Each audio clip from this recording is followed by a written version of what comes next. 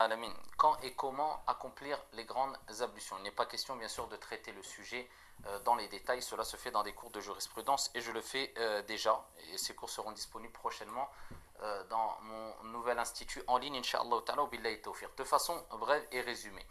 Je commence par quand? Tout simplement parce qu'il y a plusieurs cas à connaître. Lorsqu'on se retrouve confronté à un de ces cas, les grandes ablutions ou le grand lavage rituel ici devient obligatoire pour nous, contrairement à d'autres cas. Par exemple, lors du vendredi, chez Al-Jumhur et dans le madhab de l'imam Malik, ta'ala, le bain rituel du vendredi est une sunna. C'est une chose qui est recommandée de faire, mais qui n'est pas obligatoire. Le jour de Arafah, lors du pèlerinage, c'est recommandé, ce n'est pas obligatoire. Le moment où une personne veut rentrer dans la ville de la Mecca, c'est recommandé, ce n'est pas obligatoire. Quand on rentre en état de sacralisation, lors du Hajj, du pèlerinage, c'est recommandé, ce n'est pas obligatoire. Lors des deux Eid, Eid al-Fitr et Eid al-Adha, c'est recommandé, ce n'est pas obligatoire. Par contre, il y a plusieurs cas ici qu'on va citer brièvement, ou certains de ces cas-là, qui font que les grandes ablutions, le grand bain rituel devient obligatoire. Parmi ces cas-là, à partir du moment où ici il y a présence de ce liquide qui s'appelle al-mani, inna Allah la yastahi min al-haq, c'est-à-dire le sperme, après ici un rapport avec son épouse ou autre, de journée ou bien lors du sommeil. Après ici avoir dormi, on se réveille et après avoir fait un rêve, eh bien on se rend compte qu'il y a eu ce liquide là. À ce moment là, ça devient obligatoire pour nous d'accomplir les grandes ablutions afin de pouvoir effectuer sa prière, etc. Il y a lors de la rencontre, comme le prophète l'a détaillé, des parties intimes de l'homme et de la femme, de sorte que même s'il n'y a pas eu ici présence de sperme, et bien à partir du moment où la partie concernée par la circoncision de l'homme a disparu après qu'il y ait eu rencontre des deux parties intimes de l'homme et de la femme, à ce moment-là les grandes ablutions sont obligatoires. Une personne qui embrasse l'islam, il n'y a pas unanimité sur la question, mais ici dans le madhab de l'imam Malik, il doit faire les grandes ablutions.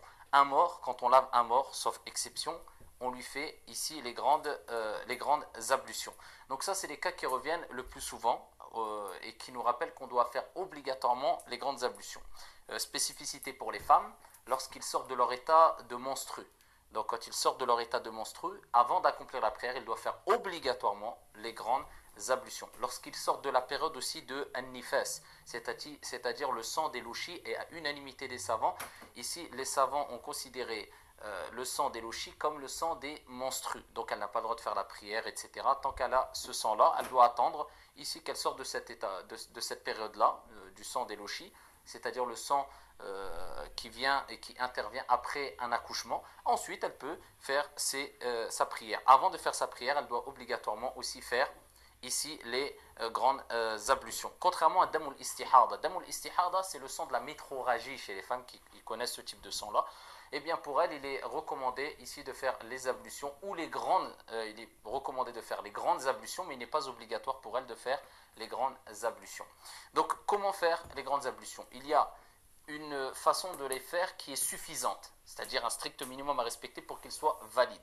Et il y a une façon qui est complète. Je ne rentre pas dans les détails, je vous donne simplement la façon la plus complète afin d'accomplir ces grandes ablutions. Nous commençons par dire Bismillah. On se lave 3 fois les mains en faisant le takhlil bayn al-asabi', c'est-à-dire entre les doigts, la friction entre les doigts, cela est très important. Ensuite, on se débarrasse des impuretés qu'il peut avoir sur nous, sur les parties intimes, etc.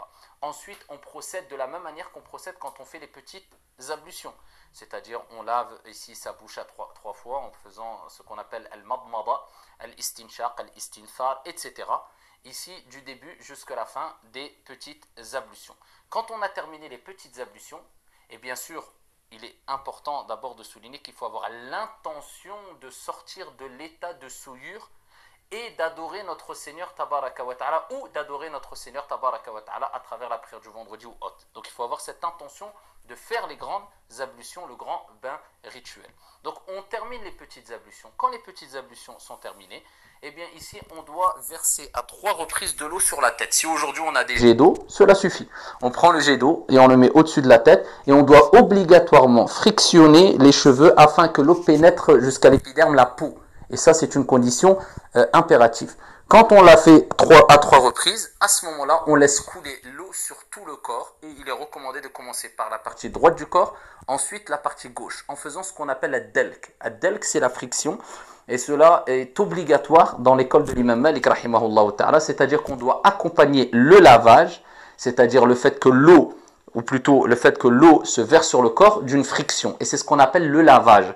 Autrement, cela s'appelle humidifier ou bien asperger d'eau. Mais le lavage, et c'est le terme qu'utilisaient les Arabes, c'était à partir du moment où l'eau était accompagnée d'une sorte de frottement, si on veut. Donc voilà pourquoi il est important d'accompagner ici l'eau qu'on verse sur le corps par une sorte de frottement.